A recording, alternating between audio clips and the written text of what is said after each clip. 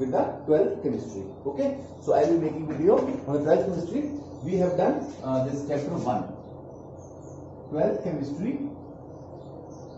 Chapter 1, this solutions has been done. Now I will start the chapter electrochemistry. Now we will start the chapter electrochemistry. Electrochemistry. Okay. ठीक है, electrochemistry start कर देते हैं. But before starting electrochemistry, I will discuss something with you related to electrochemistry. ठीक है. अब देखो, in class 10th or in the last class also, you have studied about electrolysis of water.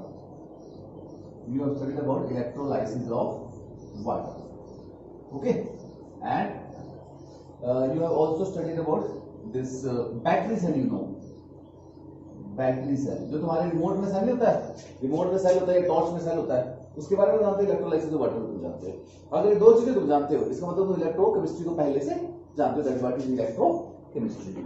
Okay, अब करना क्या है,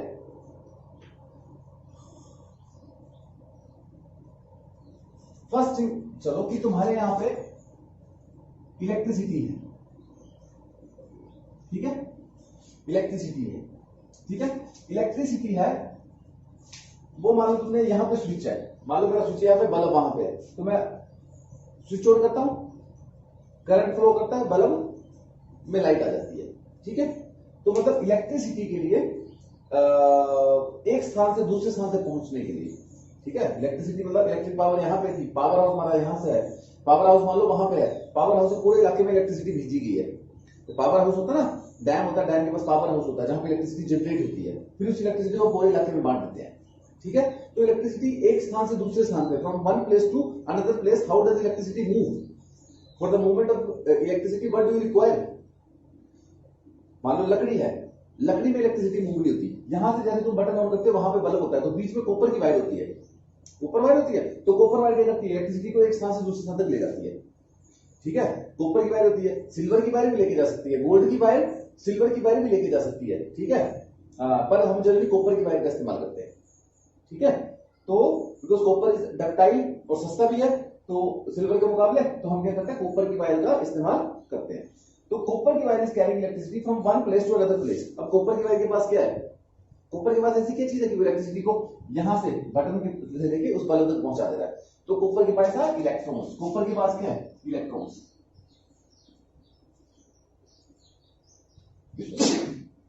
सॉरी, कॉपर दो electron lose करता है. ये इलेक्ट्रॉन्स इलेक्ट्रिसिटी को वन प्लेस से दूसरे प्लेस तक लेके जाते हैं. Getting the point? मतलब इलेक्ट्रिसिटी को अगर हमने एक स्थान से दूसरे स्थान तक पहुंचाना है तो हमें इलेक्ट्रॉन्स की जरूरत पड़ेगी. जो सब्सटेंस इलेक्ट्रॉन्स दे सकते हैं, they can take electricity from one place to another place. This is clear. Second, जैसे वाटर है. ठीक है, water is a good conductor of electricity. तुमने कई बार फिल्मों में देखा होगा कि बड़ा सा स्विमिंग पूल होता है, तो यहां पे करंट दिया तो वहां पे कोई वो आदमी को करंट लग जाता है. बड़ा सा स्विमिंग पूल है, मैं यहां पे करंट लगाऊंगा वायर, तो करंट वहां पे पहुंच जाएगा और वहां पे जाके दूसरे आदमी को करंट लग जाएगा. मान लो स्विमिंग पूल में आदमी वहां खड़ा है, मैं स्विमिंग पूल में यहां करंट लगाऊंगा, करंट उसको वहां लग जाएगा. मतलब पानी भी क्या करता है, इलेक्ट्रिसिटी को एक स्थान से दूसरे स्थान तक लेके जाता है. ओके, तो पानी के पास ऐसा क्या है, what does water have? Water के पास क्या है, देखो वाटर के पास है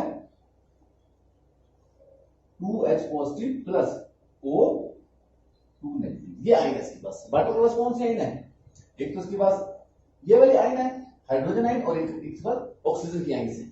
तो अगर किसी सब्सटेंस के पास आयंस हैं या इलेक्ट्रॉन्स हैं, कुछ भी हैं, तो वो इलेक्ट्रिसिटी को from one place to another place carry कर सकते हैं.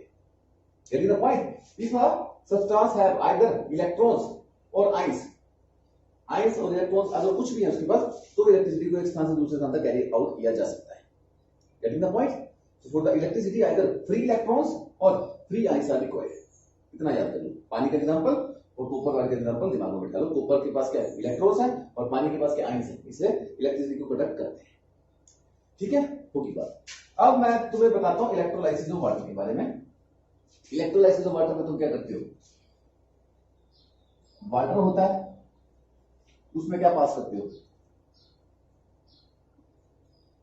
इलेक्ट्रिसिटी. किसमें टूट जाता है वो,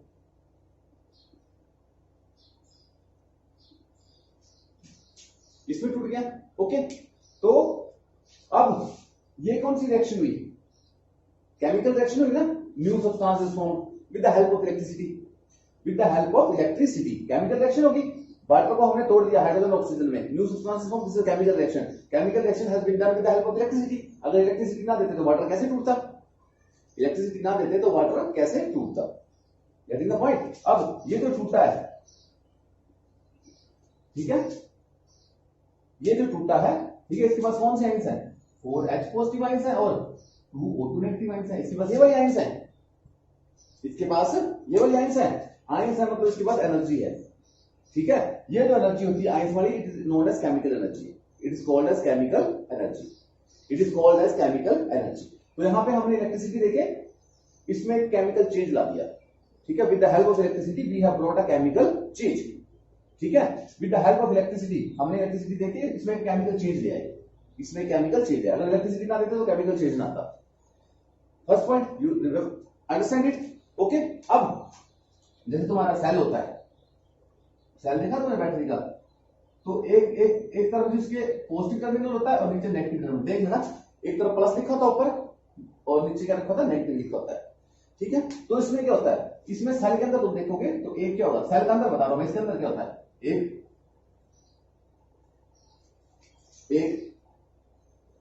कैथोड होगी, एक एनोड होगी। सेल के अंदर क्या होगा? एक होगी कैथोड, एक होगी एनोड, ठीक है। जब हम टॉर्च ऑन करेंगे तो सेल के अंदर केमिकल रिएक्शन स्टार्ट हो जाएगी, सेल के अंदर केमिकल रिएक्शन स्टार्ट हो जाएगी। अब ये मान लो किससे बनी होगी? सपोज करो इसके अंदर एक इलेक्ट्रोलाइट होगी, ये सेल का स्ट्रक्चर बता रहा हूं मैं, सेल के अंदर क्या होगा, ठीक है, ठीक है। केमिकल रिएक्शन में क्या होगा कि यहां से इलेक्ट्रॉन किस तरफ भागेंगे? किस तरफ भागेंगे? मोटा मोटा याद कर लो, बाद में डिटेल में है ये। यहां से प्लस है मतलब इलेक्ट्रॉन लूज करेगा, ये प्लस है, कोई भी इलेक्ट्रॉन देने वाला होगा, ये प्लस है तो इलेक्ट्रॉन लूज करेगा। यहां के इलेक्ट्रॉन किस तरफ भागेंगे? इस तरफ भागेंगे। तो मूवमेंट ऑफ इलेक्ट्रॉन्स की वजह से क्या होगा? इलेक्ट्रिसिटी प्रोड्यूस हो जाएगी। यहां पे केमिकल रिएक्शन होगी, ठीक है। केमिकल रिएक्शन कोई भी सकती है, जैसे कोई भी रिएक्शन होगी केमिकल की, सोडियम टूट गई, केमिकल रिएक्शन होगी, इसने इलेक्ट्रॉन रिलीज किए, तो इलेक्ट्रॉन रिलीज किए तो सॉरी इसकी तरफ भागेंगे, उल्टा इसकी तरफ भागेंगे। इलेक्ट्रॉन्स किसकी तरफ भागेंगे? इसकी तरफ भागेंगे, प्लस की तरफ भागेंगे, ठीक है। So due to movement of electrons क्या हो जाएगा? इलेक्ट्रिसिटी जनरेट हो जाएगी। सेल के अंदर क्या होगा? इलेक्ट्रॉन्स नेगेटिव से पॉजिटिव की तरफ भागेंगे, ठीक है। तो that is a chemical reaction. कोई केमिकल रिएक्शन होगी जिसकी वजह से सेल में इलेक्ट्रॉन्स क्रिएट होंगे, और वो इलेक्ट्रॉन जब नेगेटिव से पॉजिटिव की तरफ भागेंगे तो due to movement of electrons क्या हो जाएगा? इलेक्ट्रिसिटी क्रिएट हो जाएगी। मूवमेंट ऑफ इलेक्ट्रॉन्स और movement of ions create electricity and conduct electricity, ठीक है। तो हमने यहाँ पे क्या किया? सेल के अंदर तो केमिकल रिएक्शन कराई और उससे इलेक्ट्रिसिटी प्रोड्यूस कर दी। सेल के अंदर कोई केमिकल रिएक्शन कराई और उससे इलेक्ट्रिसिटी प्रोड्यूस कर दी। यहाँ पे हमने क्या किया? इलेक्ट्रिसिटी दी और कोई केमिकल रिएक्शन करा दी। यहाँ पे हमने इलेक्ट्रिसिटी दी, केमिकल रिएक्शन करा दी। यहाँ पे हमने क्या किया? केमिकल रिएक्शन हुई जिसकी वजह से इलेक्ट्रिसिटी प्रोड्यूस होगी। सो क्या समझते हो दोनों से तुम? That electric energy can be converted into chemical energy and chemical energy can be converted into electrical energy.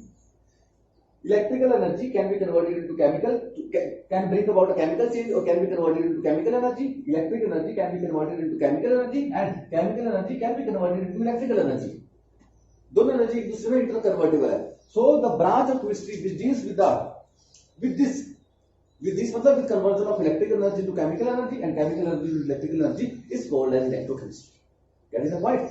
The branch of science which deals with this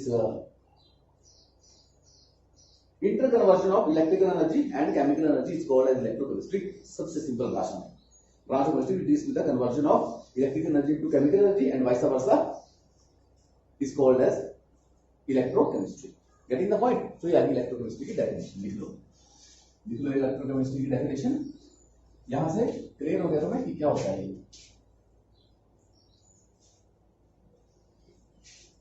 ठीक है, लिख लो electrochemistry.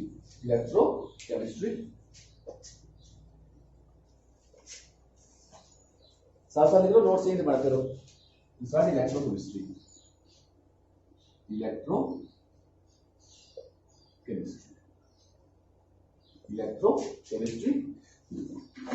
तो इसमें क्या लिख दोगे तुम?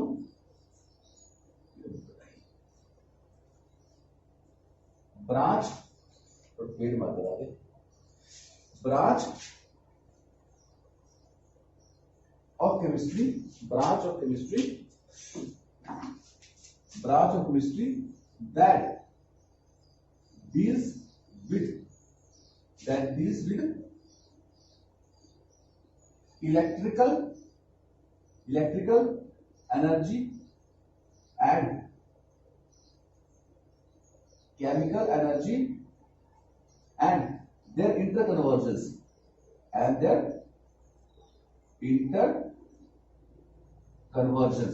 branch of chemistry that deals with electrical energy and chemical energy and their interconversions to bring out to carry useful processes को सही काम करने के लिए इस्तेमाल करते हैं। जैसे सेल में क्या हो रहा है, केमिकल एनर्जी इलेक्ट्रिकल में बदल रही है, तो कोई ना कोई काम हो रहा है। ठीक है, अब क्या बोलते हैं, जैसे वाटर में है तो उसकी इलेक्ट्रोलाइसिस में ऑक्सीजन मिल रही है, तो कोई ना कोई यूजफुल काम करते हैं। branch of chemistry that deals with electrical energy and chemical energy and their interconversions to carry useful works is called as electrochemistry. Okay, बड़ी सारी definitions हैं इसकी, बुक में जाओगे तो, but this is a simple definition according to me. branch of chemistry that deals with electrical energy, chemical energy and their interconversions to carry out useful works is called as electrochemistry. ठीक है, अब electrochemistry में तुम्हारा first है first है electrolysis. Electrolysis तुमने पढ़ा होगा, इसमें फर्स्ट टॉपिक है तुम्हारा इलेक्ट्रोलाइसिस।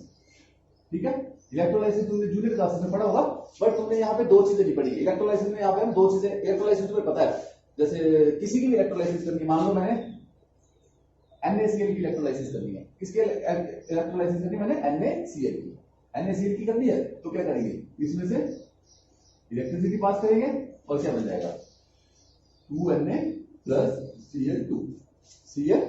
ठीक है, इलेक्ट्रोलाइसिस का मतलब क्या होता है, लाइसिस मीन तोड़ना, लाइसिस का मतलब है तोड़ना, इलेक्ट्रोकेमिस्ट्री का फर्स्ट टॉपिक पढ़ा हुआ इलेक्ट्रोलाइसिस, थोड़ा डिटेल में पढ़ेंगे इसको।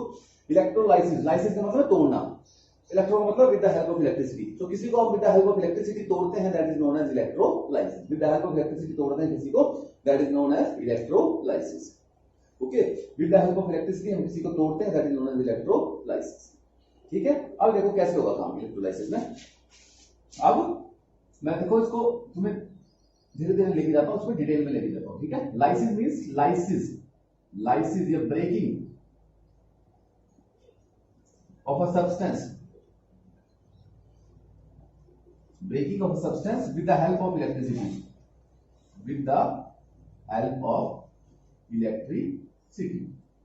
breaking of a substance with the help of electricity। अब यहां पे मैं अंडरलाइन कर रहा हूं, सब्सटेंस को मैं क्या कर रहा हूं, अंडरलाइन कर रहा हूं। यहां पे इसमें हम थोड़ा इसको डिटेल में पढ़ेंगे, breaking of a substance with the help of electricity. अब ये सब्सटेंस कौन सा होगा, हम उसी को ब्रेक करेंगे ना जो प्लस और नेगेटिव दोनों आइंस दे सके, वो इलेक्ट्रिसिटी हम ब्रेक जिस भी सब्सटेंस को करेंगे वो प्लस और नेगेटिव आयंस दोनों दे सकता है। ठीक है, तो जो सब्सटेंस प्लस और नेगेटिव आयंस दोनों दे सके उसको क्या बोलते हैं, उसको बोलते हैं इलेक्ट्रोलाइट। उसको क्या बोलते हैं, इलेक्ट्रोलाइट। इलेक्ट्रोलाइट क्या होता है,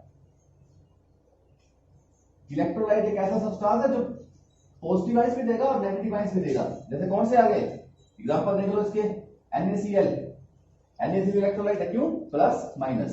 ठीक है, CaCl2 +2 -2 इलेक्ट्रोलाइट है। PbR2 this is electrolyte, plus minus. ठीक है, +2 -2 water H2O electro. So these all are electrolyte, substance which give cations as well as anion, जो दोनों देता है, जिसके पास प्लस माइनस दोनों है, that substance is known as electrolyte. तो यहां पे सब्सटेंस कौन से यूज करेंगे, lysis of electrolyte. You can write here lysis of electrolyte with the help of electricity, that is called as, that branch of chemistry is known as electrolysis. That is the point. Electrolyte समझिए क्या होती है। ठीक है, दो type की electrolytes होती हैं, स्ट्रॉन्ग इलेक्ट्रोलाइट्स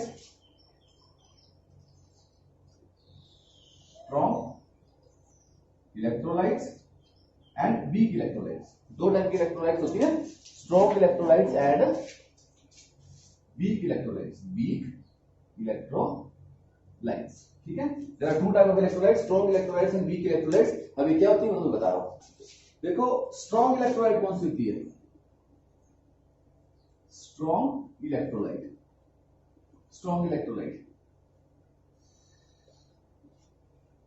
ठीक है, विच कंप्लीटली डिसोसिएट्स, विच कंप्लीटली डिसोसिएट्स इनटू आइंस, जो बिल्कुल इसमें रिएक्टेंट खत्म हो जाए, रिएक्टेंट जितना था सारा खत्म हो जाए, सारी की सारी आइंस बन जाए, that is known as strong electrolyte. For example HCl, HCl क्या देगा, H positive plus Cl negative. अब मान लो यहां पे हमने लिया था 10 ग्राम HCl, ठीक है, and time is equal to 0, ठीक है, उससे 10 ग्राम HCl से हमारे पास बनेगा 10 ग्राम H पॉजिटिव आयन और 10 ग्राम Cl नेगेटिव आयन, ठीक है। अभी तो देखो, जो स्टार्टिंग लिया था, जब हमने इसका कितना लिया था, सिर्फ क्या नाम इसका, जब हमने HCl लिया था 10 ग्राम स्टार्टिंग में, अभी रिएक्शन स्टार्ट में T इक्वल टू 0, तो ये 0 था, ये भी 0 था। फिर मान लो रिएक्शन कंप्लीट होगी, तो ये हो जाएगा 0, ये बन जाएगा 10, ये बन जाएगा 10, ठीक है। अब देखो जितना HCl था 10 ग्राम, उसने सारे के सारे ना आयंस दे दी, कंप्लीटली डिसोसिएट हो गए ना, तो जिसमें कंप्लीटली डिसोसिएट हो जाए, दो electrolytes are known as strong electrolytes. HCl is a strong electrolyte, ये तुम्हें याद करना पड़ेगा कि कौन सी स्ट्रॉन्ग है कौन सी वीक है, ठीक है। HCl is a strong electrolyte, H2SO4 is a strong electrolyte, NaCl is a strong electrolyte, NaOH is a strong electrolyte, ठीक है। तो जो कंप्लीटली डिसोसिएट हो जाए, मतलब रिएक्टेंट बिल्कुल खत्म हो जाए, जिसमें सारी सारी आयंस बन जाए, that is known as strong electrolyte, okay. तो वीक इलेक्ट्रोलाइट क्या आएगा, नाउ वीक इलेक्ट्रोलाइट, ठीक है। वीक इलेक्ट्रोलाइट वो इलेक्ट्रोलाइट होगी which does not completely dissociate, which does not completely dissociate, which does not completely dissociate, जो पूरी तरीके से डिसोसिएट नहीं होती। तो कैसे नहीं होती, देखो जैसे एसिटिक एसिड है, एग्जांपल देखो इसका CH3COOH, ठीक है, ये डिसोसिएट होगा, क्या बनेगा, CH3COO negative plus H positive, दो आयंस बन जाएंगी। पर यहां पे होता क्या है, वीक इलेक्ट्रोलाइट के केस में डबल रिएक्शन चल सकती है, एक तो फॉरवर्ड रिएक्शन चली हुई है, अब ये बैकवर्ड भी चला देगी, क्या चला देगी, बैकवर्ड भी चला देगी। मान लो इससे ये आयंस बन रही है, ये आयंस मिलकर फिर से ये बनना शुरू कर देगी, ये आयंस में टूट रहा है, मान लो ये क्या था, टाइम इज इक्वल टू 0 पे ये था 10 ग्राम, तो ये क्या था, 0 था, ये 0 था, time is equal to T, कोई भी टाइम ले लिया, मान लो ये 10 ग्राम टूटेगा, तो उतने टाइम में 2 ग्राम बन के फिर से वापस आ जाएगा, ठीक है। ये 6 ग्राम टूटेगा, तो ये 4 ग्राम बना के वापस भेज देंगे, तो ये तो कभी खत्म नहीं होगा, गेटिंग द पॉइंट, क्योंकि ये मान लो 6 ग्राम टूट गया, ठीक है, ये 6 ग्राम टूट गया, ये 10 ग्राम 6 ग्राम टूट गया, तो इसका 6 से बढ़ गया, अब इन्होंने 3 वापस भेज दिया, फिर से डबल रिएक्शन चल रही है ना, ये बना रहा है और ये बना रहा है, तो ये इसको बना के दे रहा है और वापस में फिर से ये बन जा रहा है, तो उसके बाद जितनी टोटल आयंस होगा तो कभी रिलीज नहीं होगी, क्योंकि पूरी तरीके से कभी खत्म नहीं होगा, ये पूरी तरीके से कभी खत्म नहीं होगा, ये खत्म नहीं होगा पूरी तरीके से। मान लो इसका 6 ग्राम क्या हो गया, बच गया, तो 6 ग्राम इसका ये बन गया, 6 ग्राम इसका ये बन गया, ठीक है। अब इन्होंने क्या किया, 6 आपस में मिलकर फिर से आता बना दिया, ये पूरी तरीके से रिएक्टेंट खत्म नहीं होता है। खत्म क्यों नहीं होता, क्योंकि ये तो आयंस बना रहा है, आयंस फिर से इसको बनाए जा रहे हैं, तो रिएक्टेंट खत्म नहीं होगा, तो जितनी आयंस अब टोटली उतनी रिलीज नहीं कर पाएगा, तो these are known as weak electrolytes, getting the point, strong electrolytes and weak electrolytes, okay. अब वापस अपने टॉपिक पे आते हैं, इस पे ये मैं तुम्हें बेसिक क्लियर कर रहा था 11th क्लास के लिए, ठीक है। अब वापस अपने टॉपिक पे आते हैं, दैट इज वापस हमारा टॉपिक आ गया, कौन सा टॉपिक आ गया अपना, क्या नाम उसका, इलेक्ट्रोलाइसिस, ठीक है। अब इलेक्ट्रोलाइसिस तुमने जूनियर क्लास में पढ़ा होगा, जैसे मैं तुम्हें सिंपल एग्जांपल देता हूं, इसका NaCl का एग्जांपल देता हूं, ठीक है, NaCl का एग्जांपल देता हूं तुम्हें, ठीक है। NaCl कैसे करेगा, NaCl में तुम इलेक्ट्रोलाइसिस कराओगे, क्या बन जाएगा, Na positive plus Cl negative, ये बन जाएगा।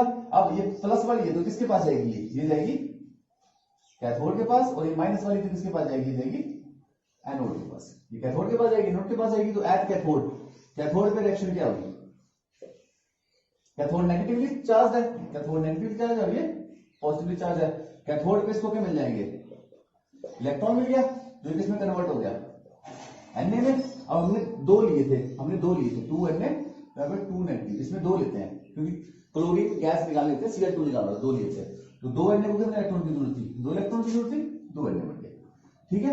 एड एनोड क्या हो रहा है, एनोड पे क्या जा रहा है, 2 Cl नेगेटिव। अब देखो 2 Cl नेगेटिव को मैं एक एक करके पढ़ाता हूं, 1 Cl नेगेटिव और 1 Cl नेगेटिव, 2 Cl नेगेटिव, ठीक है, ये जा रहे हैं, ठीक है। अब इसके पास Cl नेगेटिव का मतलब है इसके पास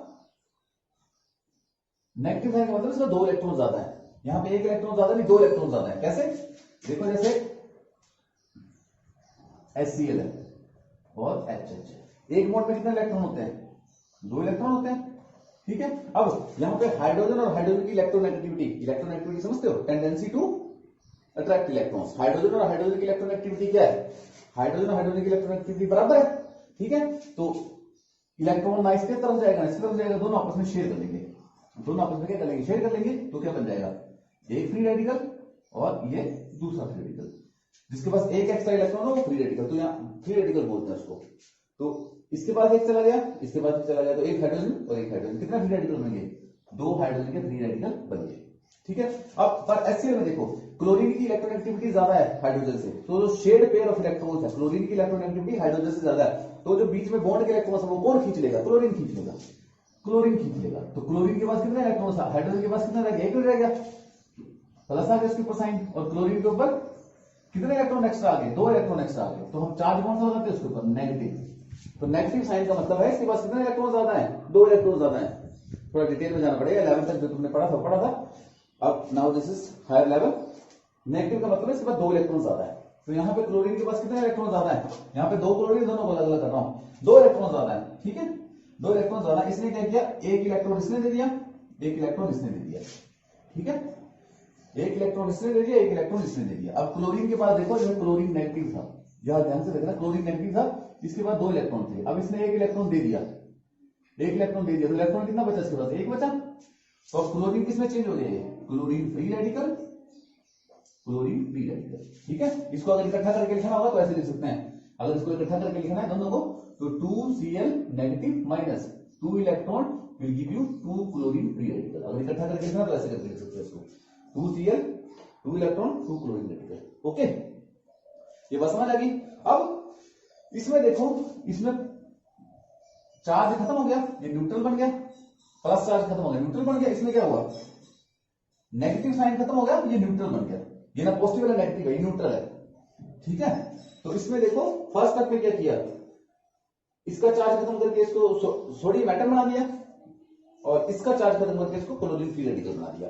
तो फर्स्ट स्टेप इलेक्ट्रोलाइसिस का, इलेक्ट्रोलाइसिस का फर्स्ट स्टेप, इलेक्ट्रोलाइसिस का फर्स्ट स्टेप, जिसमें कैटाइन और एनाइन के चार्ज खत्म किए जाते हैं। जब इलेक्ट्रोलाइसिस में पढ़ेंगे तो फर्स्ट स्टेप में कैटाइन को ये बना दिया, इलेक्ट्रॉन ये करा के, और उसको इलेक्ट्रॉन लूज करा के फ्री रेडिकल बना दिया। अब इसके ऊपर भी चार्ज नहीं है। तो इस स्टेप में और इस स्टेप में क्या हुआ? जो प्लस और नेगेटिव साइन है उनको खत्म कर दिया गया, ठीक है, उनको न्यूट्रल बना दिया गया। तो इसको क्या बोलते हैं? Primary change. तो ये आ गया इलेक्ट्रोलाइसिस का फर्स्ट चेंज। जो इलेक्ट्रोलाइसिस है उसका फर्स्ट स्टेप आ गया प्राइमरी चेंज। इलेक्ट्रोलाइसिस का फर्स्ट स्टेप आ गया प्राइमरी चेंज। इलेक्ट्रोलाइसिस का फर्स्ट स्टेप आ गया प्राइमरी चेंज। प्राइमरी चेंज का मतलब है, प्राइमरी चेंज का मतलब है जिसमें प्लस और माइनस साइन को खत्म किया जाता है, ठीक है। प्राइमरी चेंज का मतलब है during electrolysis when cation and anion are converted into atoms और free radicals and their charge is eliminated, that is known as primary change. ये प्राइमरी चेंज आ गया। अब सेकेंडरी चेंज क्या होगा? सेकंड होता है दूसरा चेंज होता है secondary change. Secondary change, primary change समझ गया ना, जिसमें प्लस माइनस साइन को खत्म कर दिया जाए, दैट इज प्राइमरी चेंज। अब आता है सेकेंडरी चेंज। तो जो सेकेंडरी चेंज क्या होता है? इसके अलावा जो भी चेंज होगा दैट इज सेकेंडरी। एक मेन चेंज होता है कौन सा? प्लस और माइनस को खत्म करना। प्लस को खत्म करना तो इलेक्ट्रॉन दे दो, माइनस को खत्म करना तो इलेक्ट्रॉन लूज करा दो, ठीक है। फ्री रेडिकल हो गया, वो भी न्यूट्रल स्पीशीज है। तो पहला वो आ गया, और दूसरा इसके अलावा जो होता है वो प्राइमरी चेंज है। यहाँ पे क्लोरीन के कितने रेडिकल है? 2 रेडिकल है। यहाँ पे क्लोरीन के कितने रेडिकल है? 2 रेडिकल है। मतलब एक रेडिकल ये है, एक रेडिकल ये। तो आपस में ये बॉन्ड इसको देगा, ये 2 इलेक्ट्रॉन इसको दे देंगे, तो क्या बन जाएगा? Cl बॉन्ड बन जाएगा। एक इलेक्ट्रॉन इसका, एक इलेक्ट्रॉन इसका, एक बॉन्ड में 2 इलेक्ट्रॉन होते हैं, तो ये क्या मॉलिक्यूल बन गया? Cl2 बन गया। Getting the point? So now electrolysis is complete. बन गया 2Na positive plus 2Cl negative. 2Na positive से क्या बन जाएगा? 2Na, और 2Cl नेगेटिव से क्या बन जाएगा? Chlorine gas. क्या बन जाएगी? Chlorine gas. तो अल्टीमेटली इसमें क्या निकलता है? देखो फाइनल रिजल्ट क्या आएगा? 2NaCl से क्या निकला? 2Na plus chlorine gas. तो this is the final product of electrolysis, ठीक है। Got it? प्राइमरी चेंज हो गया और सेकेंडरी चेंज हो गया। This is electrolysis, this way it works. Getting the point? So this is primary change, secondary change, So I think this is enough for today, and in the next lecture we will study Faraday's law of electrolysis.